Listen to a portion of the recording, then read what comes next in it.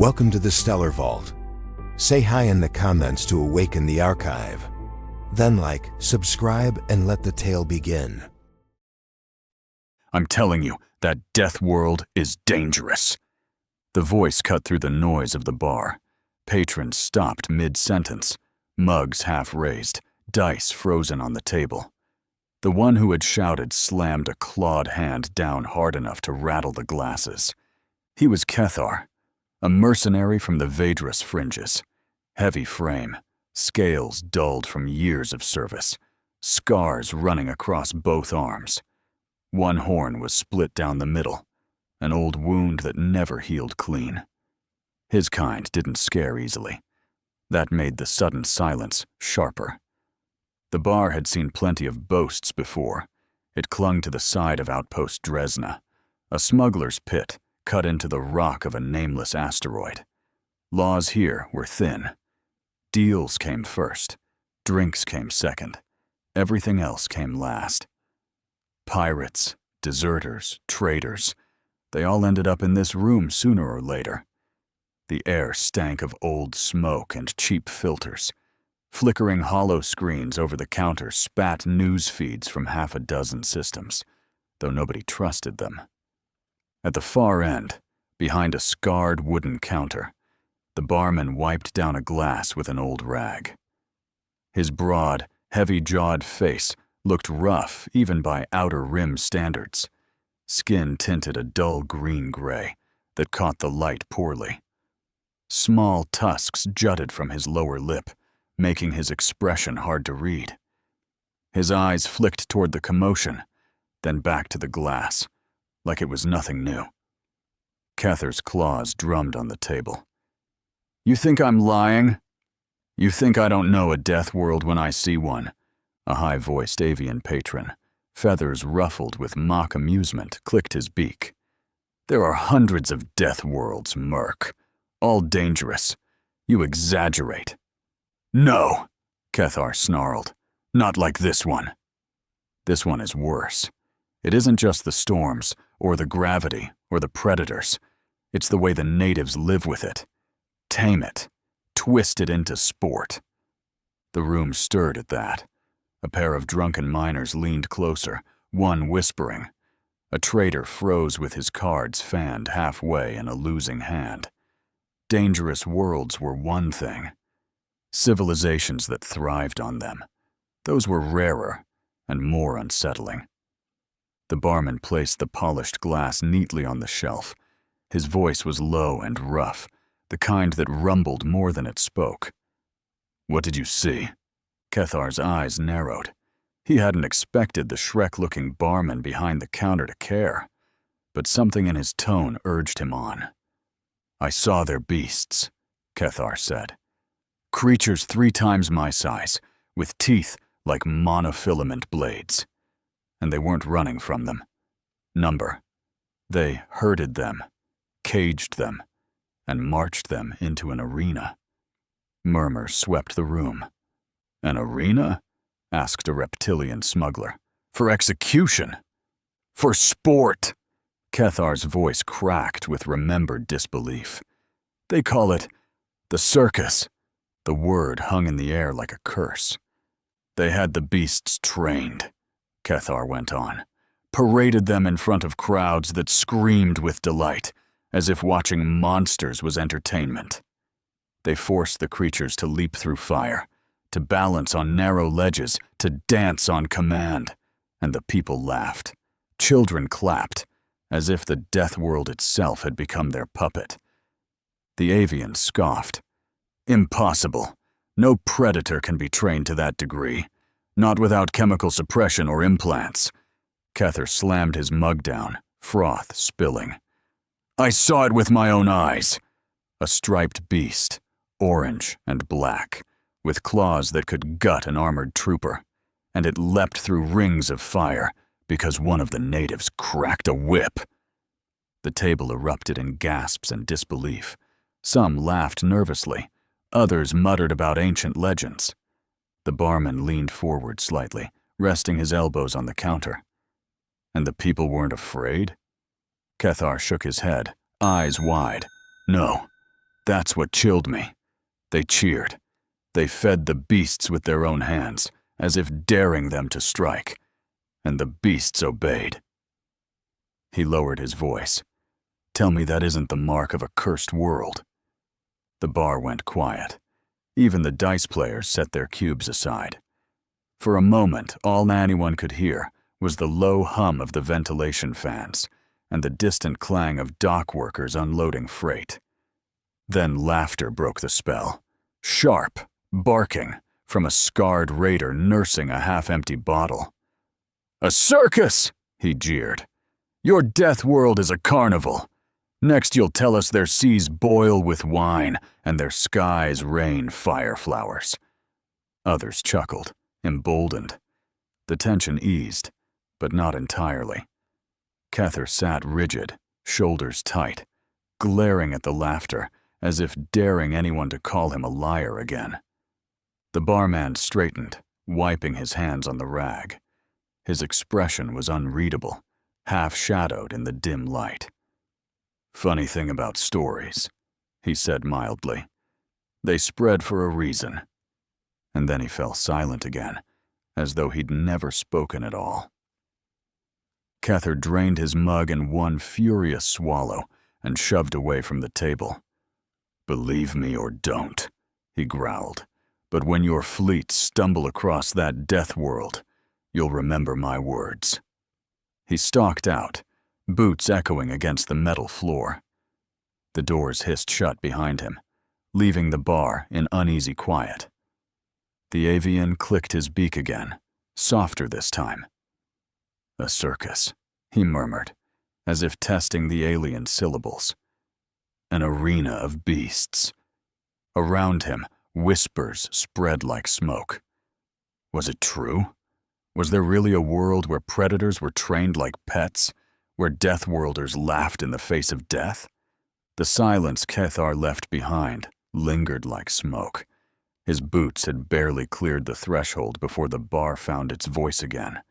Whispers, mutters, a few nervous laughs trying to patch over the tension.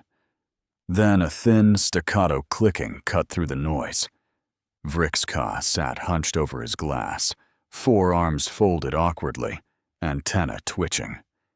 His mandibles clacked as he gave a short, brittle laugh. It sounded more like broken machinery than humor. "Could be true," he said. His voice carried higher than expected, sharp and insectile. "Because once I saw a death world that fits his kind of madness. Swamp, jungle, heat like a furnace. And creatures there." He hesitated, mandibles flexing. "Creatures that should never be eaten." The bar leaned toward him, suspicion mixing with curiosity. The barman grunted, setting down a glass with a heavy thud. "Go on, Bug. Tell it right." Vrixka's antenna twitched faster. He drummed one claw against the table. "I wasn't supposed to be there." My drive cut out of FTL near a yellow star. Gravity well pulled me in. Ship was failing. Core overheating. Navigation listed 3 rocks close enough to land. He raised 3 spindly fingers. 1 red, burning. 1 brown, cracked, dead. 1 blue, covered in water and cloud. I chose the blue one. A smuggler leaned back in his chair, snorting. "And you survived re-entry?" Vrixka's mandibles clicked in irritation. "Barely." Hull cooked on the way down. Landed hard near a swamp delta. Air was thick. Buzzing, stinking, full of life. More noise than I'd ever heard planetside. Chirps, croaks, shrieks, like the whole jungle wanted me gone. He shivered at the memory, chitin scraping audibly. "That's when I saw it." The water split. Eyes like molten gold rose from the surface. A beast of scale and armor. Long jaws, teeth like blades, tail heavy enough to crush a grav sled. I froze, certain it would drag me under. A miner muttered a curse. Someone else spat into the corner. But the monster never even looked at me, Vrixka said, mandibles clicking faster, voice rising. Its eyes were on the natives. The bar quieted. They came out of the brush like it was nothing, he continued. Small, fragile, no armor, no exoskeleton, no claws. Just soft skin and crude tools. Nets, spears, fire. I thought I'd watch them die in seconds. His antennae curled tight against his skull, but they didn't. They moved with precision, surrounded the beast, taunted it, drove it into shallows where it couldn't roll.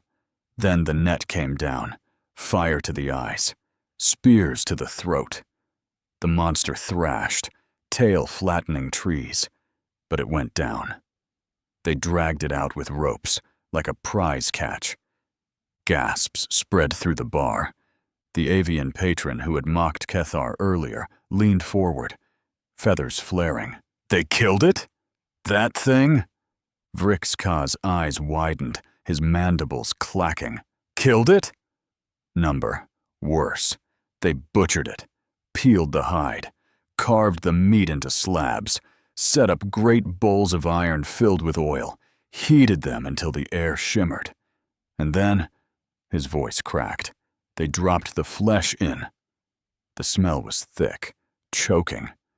Flesh crackling, oil spitting fire. They laughed while it cooked. Half the bar groaned. A smuggler gagged into his cup. Someone muttered, "Insane." Vrixka's antenna quivered violently. They ate it. With bare hands, grease dripping down their arms, teeth tearing into predator flesh. A beast that should rule the swamp, reduced to a snack. He clicked his mandibles, eyes darting as if still there. And they smiled, as if devouring monsters was joy. The bar erupted, voices overlapped. Horror, disbelief, curses. "No species eats apex predators," someone shouted. "Poison would kill them in minutes." "They're lying to themselves. That's what this is." The barman's gravelly voice rumbled over the noise. "And none of them fell sick." Vrixka turned, antenna stiff. "Not one." They called it a delicacy. Silence. Every eye in the bar was on him now. Dice left untouched. Drinks forgotten.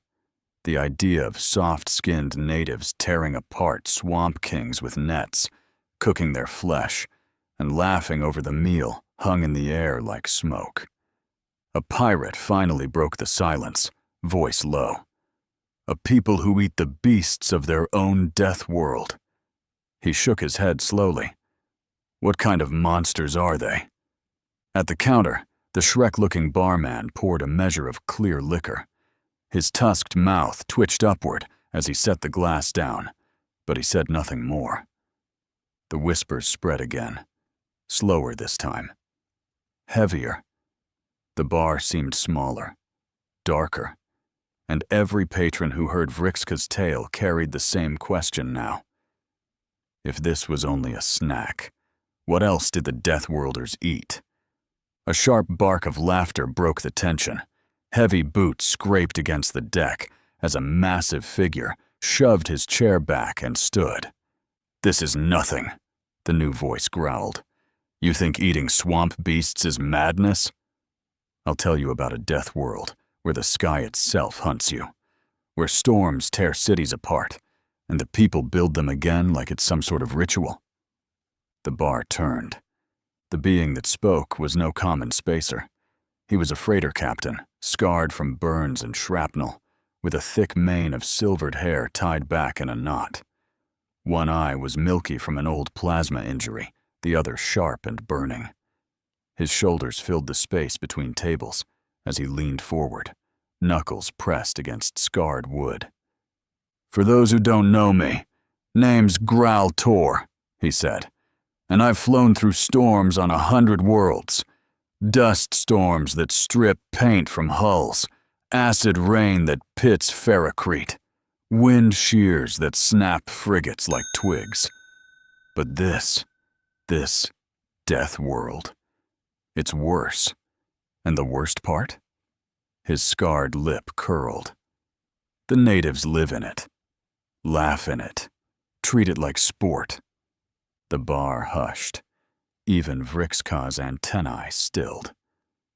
The barman grunted, polishing another glass, his tusks catching the dim light.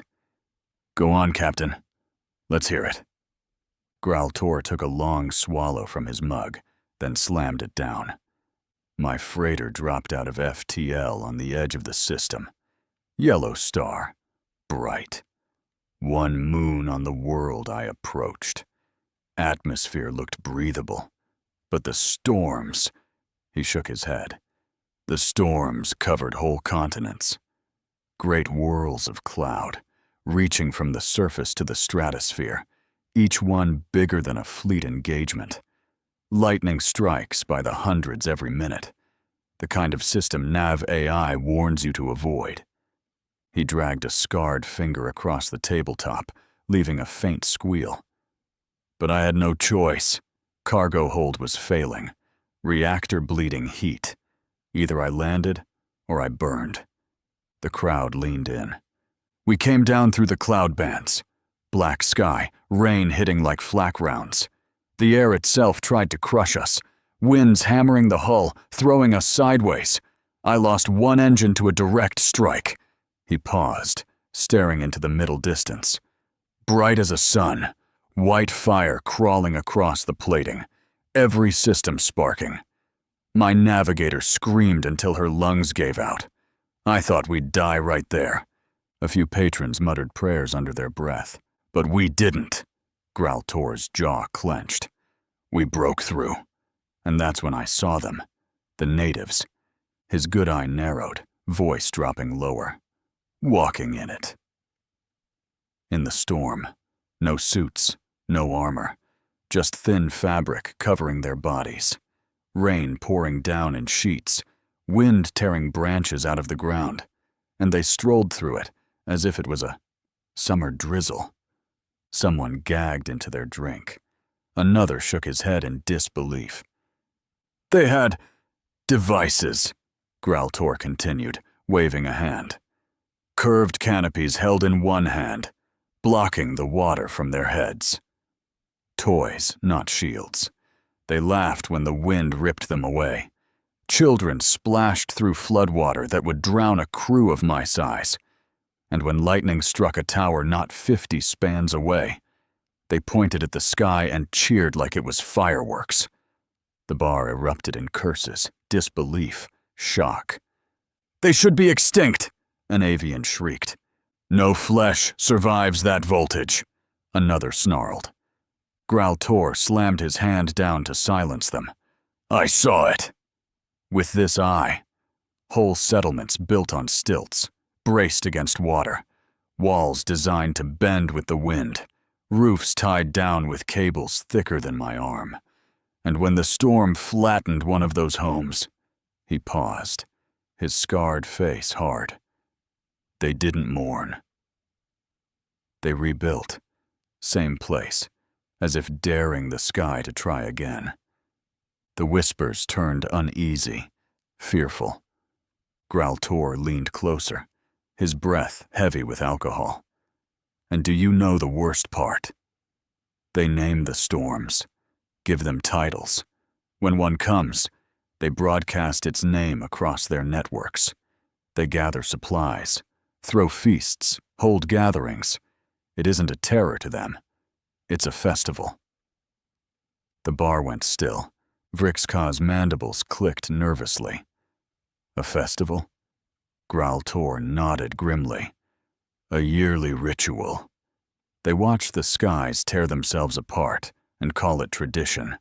The strongest storms in the galaxy, and they treat them like holidays. The silence was broken only by the hiss of the door seals and the hum of the vents. Patrons stared at one another, horrified. Finally, the barman's gravel-rough voice rumbled from behind the counter. Maybe madness is their strength. Graltor stared into his empty mug, the scarred lines of his face rigid. Or maybe, he said softly, they're not mad at all. Maybe there's something else, something worse. The whispers spread again. Deathworlders who ate swamp predators. Deathworlders who laughed at storms. What kind of people could thrive in such places? At the bar, the Shrek-looking barman poured another drink, tusked mouth set in its usual flat line. He said nothing. The silence after Graltor's words was deep enough to hear the hum of the air filters. Patrons sat frozen, still picturing fragile natives strolling beneath storms that could kill fleets. Then a voice rolled from the far corner, rough and gravel-deep, like stone grinding against stone. Storms. Beasts. Snacks. The voice chuckled, low and humorless. You've seen nothing. Every head turned. In a shadowed corner of the tavern, 2 chairs sat at a lonely table. Only one was occupied. The figure leaned forward into the light, pipe smoke curling around his beard like mist over stone. He looked carved more than born, skin cracked and weathered like granite, gray beard spilling down his chest. A green beret sagged on his bald skull, its edge frayed. One eye glowed faintly red, the other a deep, unblinking black. His thick hands were scarred, fingers rough as if they had spent centuries splitting rock. He drew on the pipe, embers burning hot, and exhaled a slow ribbon of smoke. The room seemed to shrink around his table. Brascoln's voice rumbled again. I'll tell you of a death world where the oceans themselves swallow fleets whole. And the natives? They row into them, in boats of wood. A disbelieving hiss rippled through the bar. Wood? Someone scoffed. Madness, muttered another. Brascoln ignored them. He tapped his pipe against the rim of his mug, steady as a man who had no need to rush. The seas stretched beyond sight. Leviathans swam beneath them, flesh towers longer than a starship, mouths wide enough to swallow 3 boats whole. The kind of beasts you give names to, out of respect, and the natives hunted them. The air grew tighter. With boats! He leaned forward, eyes gleaming. Slivers of wood, no thicker than a plank. No shields, no engines, just oars. And when the Leviathan surfaced, when its back broke the sea like a mountain rising, they didn't flee. They rowed closer. A murmur of horror swept the room. They carried iron rods, sharpened to points, tied with rope. Brascoln raised a calloused hand, miming the motion. They hurled them into the beast's hide. The Leviathan would dive, thrash, drag the boat for hours across waves taller than towers. Half the crews never returned. Boats shattered. Men drowned. Still, they returned. Again and again. A feathered smuggler gagged into his drink. Why? For what? Not for survival, surely. Brascoln's red eye glowed brighter as he leaned back, pipe smoke wreathing him like mist in a cavern. For light.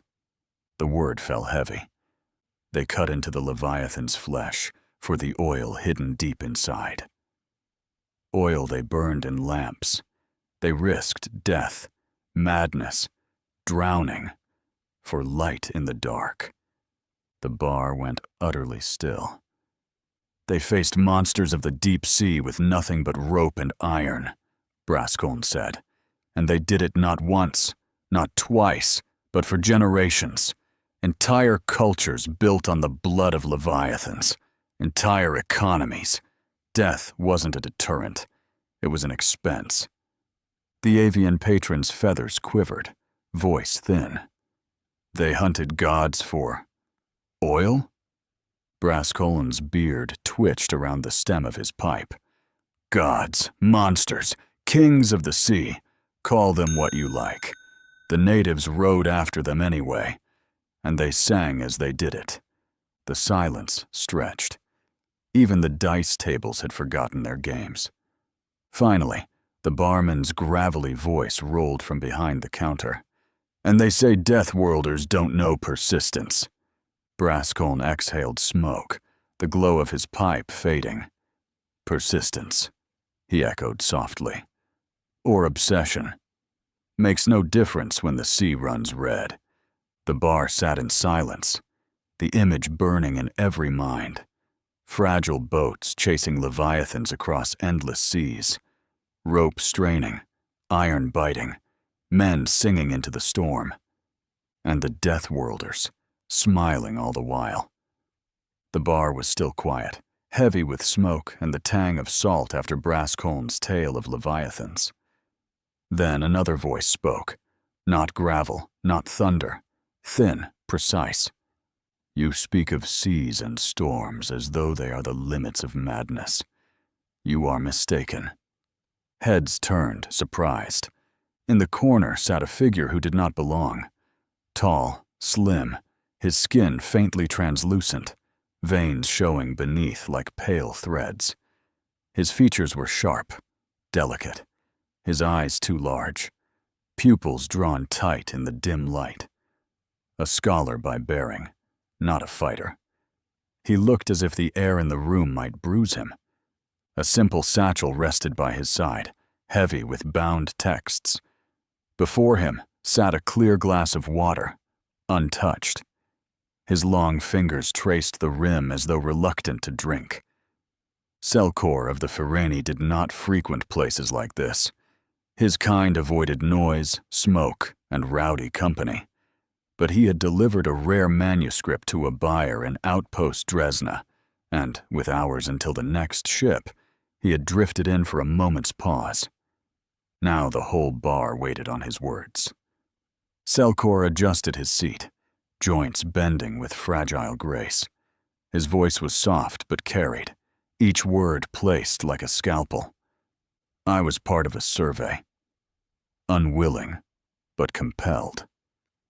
The council funded expeditions into resource-rich worlds, and I was sent to observe.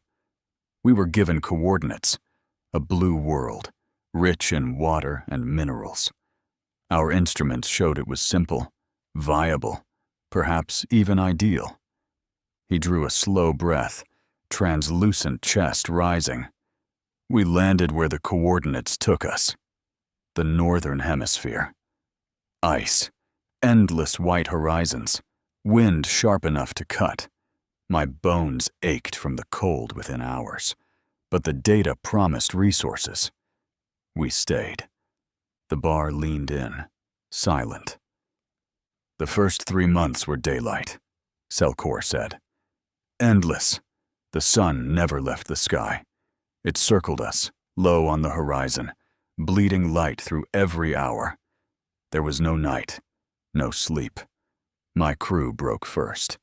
They paced, muttered, stared at walls. Even with hoods and masks, their minds decayed. Time became meaningless. Each day bled into the next, until the concept of night felt like myth. He sipped the water at last, thin throat bobbing. Then the sun vanished. Murmurs rippled through the bar. 3 months of darkness. Endless. A sky with no stars. Winds howling, ice cracking, nothing but blackness outside our lamps. The cold grew teeth. Hull plates split. My companions began to argue, then to weep. Some refused to leave the shelter. Some whispered that the sun would never return. His translucent hands shook faintly. By then, I thought we had witnessed some cruel anomaly, that no world could bear such cycles. But then, his voice faltered. Then we saw them. The bar froze. They lived there, Selkor whispered. The natives. They built homes from the frozen water itself, blocks of ice shaped into domes, warm inside, smoke curling from vents. They hunted the white-furred predators that stalked us, beasts twice their size, with claws that ripped steel. They chased them across the snow, with spears. A feathered smuggler hissed. "Spears?" "Yes," Selkor said, his voice growing firmer. "They cut holes in the ice, dropped lines into the black water, and pulled up fish with their hands." Children laughed in the snow, sliding across the frozen ground while the night tried to crush us. Families shared warmth, smiled, lived, as though the darkness was no burden at all. The bar erupted in disbelief. "Impossible!" a miner snarled. "No mind can endure 3 months of night," cried another. "Or 3 of day." Selkor's red-rimmed eyes fixed on the table. His voice was flat, heavy. 3 months, yes. That is what we endured. But overhearing the conversations between the natives, we learned the truth. He lifted his gaze, the glow of his mismatched eyes hard as stone. The normal cycle was not 3 months. It was 6. 6 months of endless day. 6 months of endless night. We thought the cycle was unnatural. He looked up slowly, translucent skin pale as frost. But we were wrong. It was no anomaly. It is their cycle, their world, and they have lived this way for thousands of years. The tavern was silent again. Selkor's fragile hands trembled as he finished. We endured 6 months before evacuation. Some of the crew went mad, but the natives, they never left. The barman's gravel-rough voice rumbled from behind the counter, steady as stone. Persistence. Again. Or maybe stubbornness. Selkor shuddered, staring into his water. Call it what you like. To me, it was death drawn out. To them, he closed his eyes. To them, it was home. Smoke curled from pipes. Dice lay forgotten. The bar carried one thought in common. What kind of people thrive where light and dark themselves try to kill you? The tavern was heavy after Selkor's tale of the 6-month night. Patrons muttered to themselves, unsettled, trying to picture a world where the sun abandoned you for half a year, only to return for another half without pause. It was too much, too alien. The quiet broke with a nervous squeak. Darkness and hunger, yes, terrible, the voice said. But what I saw, it was worse. Far worse, because they chose it. Heads turned. On a high stool near the counter sat a small, long-eared figure. His fur was pale gray, his nose twitching nervously every time someone looked at him. Pilnaka, rabbit-looking, fragile, more prey than predator. That was his advantage. No one ever suspected the little smuggler of running contraband texts and relics across the sectors. Now, under the weight of the room's attention, his large ears flattened. But still, he went on. I was running a job. Cargo of paper, inks, fine binding cloth. Patrol got too close, so I did what I always do. Jumped blind into faster than light. Didn't care where I came out, as long as it wasn't in their tractor beam. When I dropped back into real space, I found myself above a blue world, rich air, vast oceans, a glittering city by the bay. No council signatures. Perfect.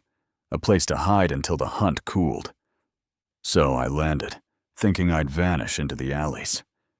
He swallowed hard, fur rippling down his neck. Instead, I walked straight into madness. His whiskers twitched once, twice. Then the drums began. The bar shifted, patrons leaning closer. At first I thought it was war. Hundreds, thousands of drums beating in unison. The ground trembled. My chest rattled. The air vibrated so hard my fur stood on end. The streets filled with smoke and fire. I thought the city was under attack. His voice dropped. Then I saw them. Pilnaka's nose twitched rapidly now, as if trying to smell the memory. Females, he said, dressed in almost nothing. Feathers taller than their bodies, glittering jewels on bare skin. They danced through the streets, hips swaying, arms raised. Beautiful, radiant, powerful. By every law of nature, I thought the males would fight for them. Yet no one did. The men cheered them, sang with them, danced with them, all of them together, laughing as if the display was no provocation at all. A murmur ran through the tavern. Pilnaka pressed on. There were parade floats, titanic moving platforms, carved like gods of flame and bird and sea, entire structures rolling down the avenue, taller than houses, covered in lights. Upon them danced more women, more men, dressed as spirits, kings, creatures I could not name. Fire shot into the sky. Smoke poured from machines. The floats sang with music as loud as thunder. His voice trembled. To me, they were war engines, dressed for ritual. The bar fell quieter. And the sound, Pilnaka whispered, ears folding flat against his skull. Hundreds of drummers together. The rhythm never stopped, not for hours, not for days. It shook the streets, shook the bones, shook the mind. I thought my skull would split. And yet, instead of fleeing, the Deathworlders danced harder.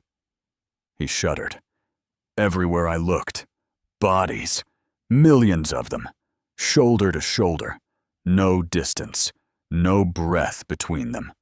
They drank, sang, shouted until their throats bled. They wore masks of gold, wings of fire, crowns of mirrors. They sweated and laughed and kissed strangers as though every moment was their last. I thought it was chaos, a riot that would end in slaughter. But no blood was spilled, no duels, no war, only more dancing. Pilnaka's water glass trembled in his hands. For 4 days it lasted. 4 nights, no sleep, no pause. The city itself became a storm. And when at last I asked one of them what it was, what madness had seized their kind, they smiled at me and said only one word. He looked around the bar, voice dropping into a whisper. Carnival. The tavern shuddered in silence. No ritual of war, Pilnaka said. No festival of gods. Just joy. Unchecked, unending, overwhelming joy. And they do it not once in a generation, not once in a century, but every year. His ears twitched, whiskers trembling. Fortunately, the locals thought I was in costume. No one stared. No one questioned. And so, I was safe. The silence deepened. A heavy-set mercenary muttered, voice hollow. Millions together, and no fighting. Another rasped. Nearly naked females, and no blood spilled. Someone whispered, they risk death by stampede? For music? Pilnaka's ears twitched once more, his fur bristling. He raised his glass, drained the last of his water with shaking hands, and set it down. I will tell you this, he said softly. In that world, even joy is dangerous. I've faced storms. I've faced predators. But nothing was so terrifying as that city of madness. Because they chose it. Because they loved it. Because they made joy itself into a weapon. The tavern had gone quiet again after Pilnaka's tale of carnival. The image of millions of Deathworlders dancing shoulder to shoulder, drinking, singing, celebrating chaos itself, lingered like smoke in the patrons' minds. For once, no one laughed. What kind of beings turned chaos into celebration? What kind of deathworlders found ecstasy in madness? Then a low hiss cut through the stillness. You all speak of madness in storms, seas, and festivals. But I have seen the darkest madness of all, a ritual spanning continents, a season when every city, every family, every tribe bends to it. I was hunting, and I thought I had found prey. Instead, I found a world united in lunacy. All eyes turned. The speaker was a reptilian figure, scales mottled green and gray, cloak frayed from travel. He carried the lean build of a predator, his tail tapping against the tavern floor with restless impatience. His snout bore a scar down one side, his yellow eyes gleaming with old hunger. A bounty hunter by trade. That much was clear. He leaned forward, claws scratching the table. I had tracked a fugitive into the death world, thought him clever, slipping past patrols into a city near the northern seas. I landed in winter, cold that stung my blood, froze my breath in the air. I expected misery, silence, a place to stalk prey. Instead, his voice dropped, sibilant. Instead, I found a ritual. The bar hushed, leaning in. The city was covered in lights. Not the cold glow of tech, but thousands, tens of thousands, strung across streets, wrapped around trees, blazing from every home. Whole buildings glowing like fireflies, wasting energy for no reason but to shine. And everywhere I looked, trees, cut from the forests, dragged inside homes, decorated with glass, metal, fire, living things taken only to be killed and adorned. The reptilian's claws flexed against the wood. And the people, stars above, the people. They filled the streets, even in the freezing dark. Families, strangers, whole crowds standing together in the snow. They sang, loudly. Songs so ancient they vibrated with ritual power. Not for war, not for gods, not for leaders. For celebration. A feathered smuggler shifted uneasily. Celebration in the cold? The bounty hunter's tail lashed. Yes, even when the air itself cut their lungs, they celebrated. I saw children running, their breath misting like fire. Females dressed in cloth bright as blood. Males in hats and scarves, all of them burdened with packages. Packages they did not hoard, but gave away. Food, tools, trinkets, resources, all exchanged freely, as though wealth was meaningless. A gasp spread through the bar. They built effigies, the reptilian snarled, voice trembling. A giant figure in red robes, white beard, fat with indulgence, paraded through streets. And the children, instead of screaming in fear, they cheered. They whispered that he came in the night, entering homes unseen, leaving gifts. A predator welcomed. A trespasser celebrated. The bar erupted with disbelief.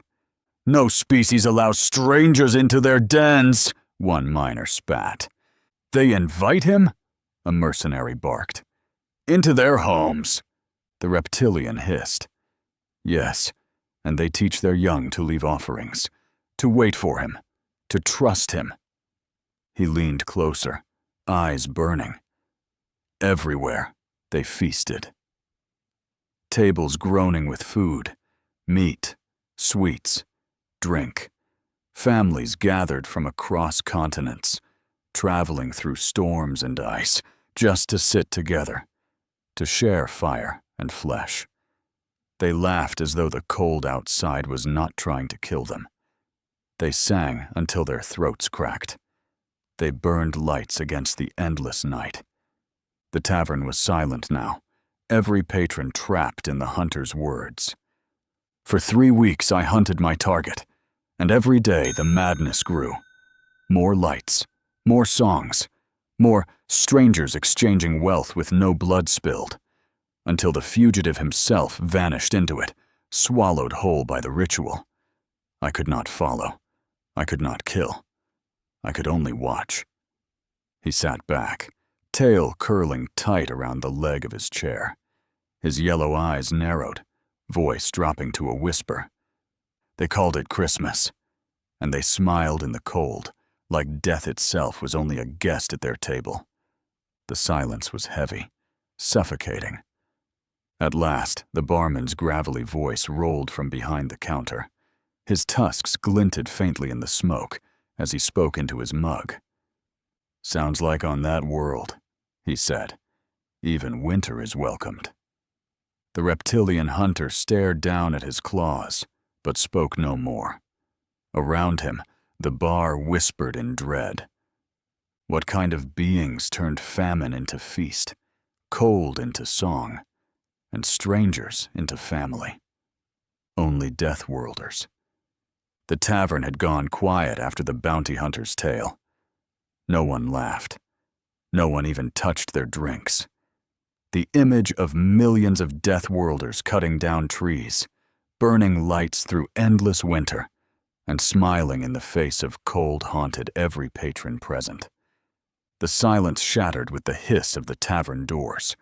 They slid open with mechanical precision, spilling pale light across the smoky room. And in marched a squad of Galactic Council patrol guards. Their armor gleamed, white and steel, insignias of authority etched into their chests. Rifles slung, shock batons ready. This wasn't a raid of smugglers. This was official.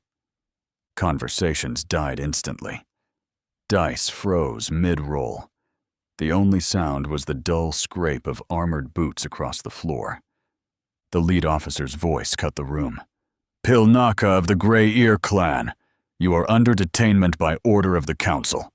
Every head turned. The little rabbit-like contraband runner had gone pale under his fur, ears flat against his skull. He squeaked something inaudible, but the patrol didn't wait. 2 guards surged forward, each seizing an arm. Pilnaka was hauled off his stool like a doll, his feet kicking helplessly in the air. His water glass tipped, spilling across the counter as he kicked and wriggled. "No! Please, I've done nothing!" he squealed. The guards ignored him. They began to haul him toward the door, one on each side, the little smuggler dangling between them. His eyes darted around the room, desperate, but no one moved. No one dared, until a chair scraped across the floor. Brascolm, the stone-skinned elder, rose to his feet, pipe still smoldering in his beard. His one red eye glowed in the smoky dark. "This is outpost ground," he rumbled. "Dresna is no council territory. You have no reach here." The lead officer's head turned. His voice was sharp, contemptuous. "The council's reach is wherever it chooses to be. Sit down, old one, or you'll share his chains."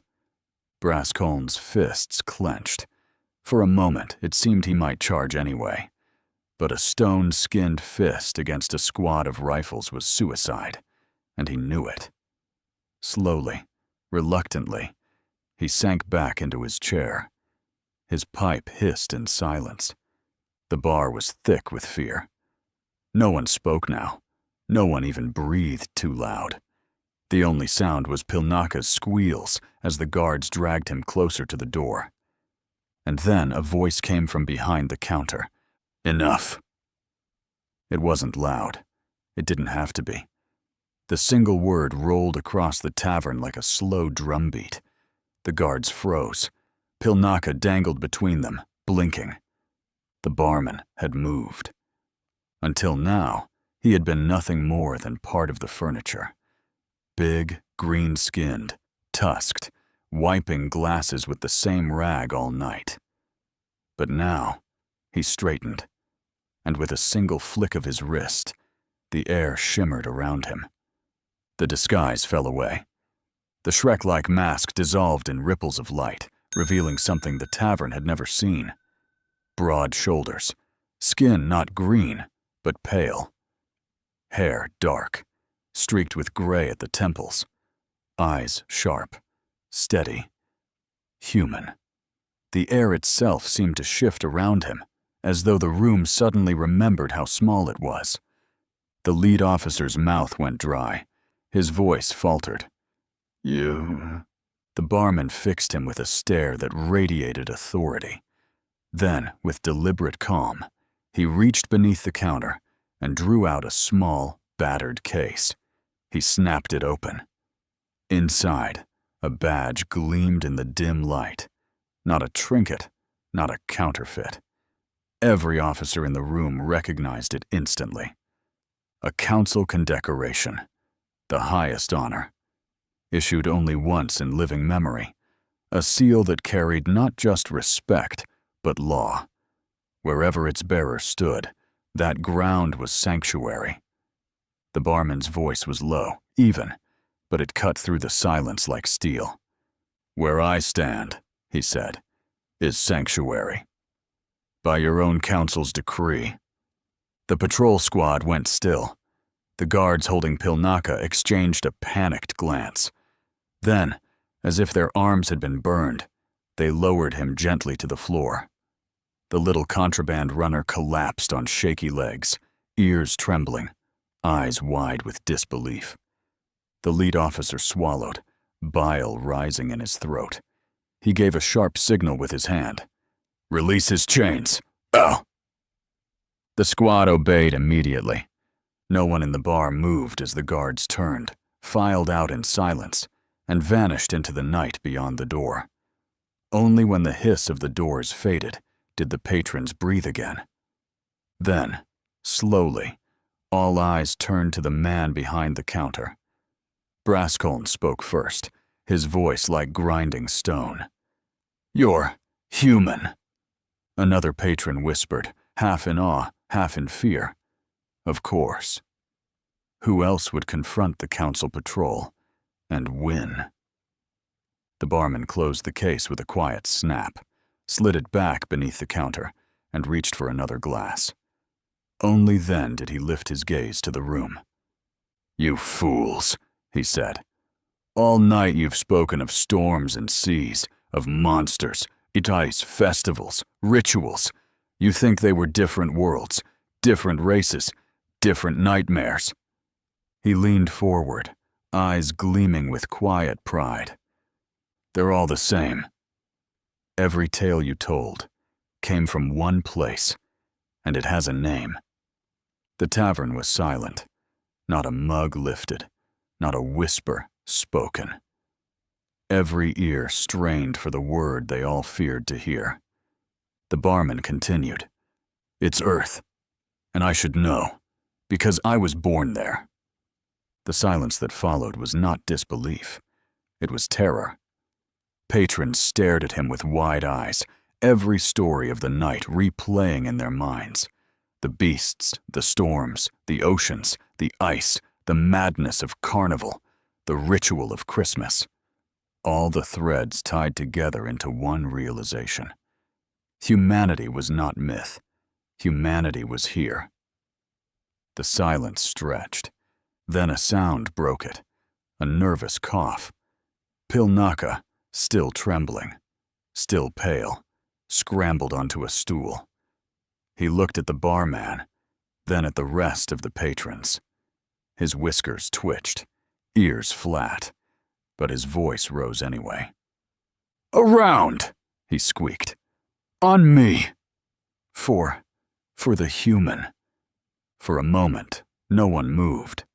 Then mugs banged on tables, glasses lifted, voices shouted, overlapping, calling for more. The tension that had strangled the bar all night snapped, replaced by a roar of disbelief, laughter, and nervous celebration. The barman poured without hurry, his smirk never fading. One by one, drinks slid across the counter, caught by claws, tentacles, Stone hands, feathered fingers. Even Brascoln rumbled a chuckle, lifting his pipe in salute. And then the questions began. Was it truly one world? The storms, the beasts, the rituals, all of them? What else do your people survive? The barman met every question with the same steady presence. Arms folded, eyes level, he watched them all with a calm that felt almost like pride. Above the noise, Pilnaka's high-pitched voice squeaked again. So it's true then, humanity. It wasn't a myth. The barman raised his glass, smoke curling from the lamp behind him, and for the first time that night, his smile reached his eyes. No, he said. Humanity was never a myth. The tavern roared, mugs crashing together, more questions flying. And in that raucous, fearful, joyous din, one truth settled over them all. Earth was real, and it was far more dangerous and far more alive than any of them had ever imagined. In that moment, the galaxy felt smaller than ever before, and forever changed.